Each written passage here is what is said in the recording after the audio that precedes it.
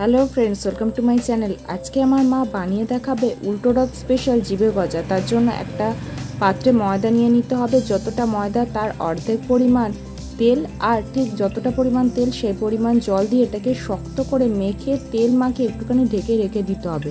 1 ঘন্টা পর ঢাকনা খুলে এটাকে ভালো করে মেখে ছোট ছোট করে এভাবে গুটি কেটে তারপর এগুলো গোল করে তারপর এগুলো বেলনের সাহায্যে এরকম জিভের মতো আকৃতিতে আগে বেলে নিতে হবে। তারপর কাঁটা চামচ দিয়ে এর ভিতরে এরকমভাবে ফুটো করে দিতে হবে, যাতে তেলে ভাজার সময় এটা ফুলে লুচির মতো হয়ে না যায়। তারপর একদম কম আঁচে লালচে করে ভেজে এগুলোকে তুলে নিতে হবে। আর অপরদিকে চিনির রসটাও বানিয়ে নিতে হবে। এখানে যে পরিমাণ চিনি নেওয়া হলো তার অর্ধেক পরিমাণ জল দিয়ে ভালো করে ফুটিয়ে নেওয়ার পর এর ভিতরে দিয়ে দিতে হবে এলাচের দানা বা এলাচের গুঁড়ো। তারপর এটা ফুটে একটু সাদা হয়ে এলে এর ভিতরে এগুলোকে দিয়ে ভালো করে নাড়িয়েই সার্ভ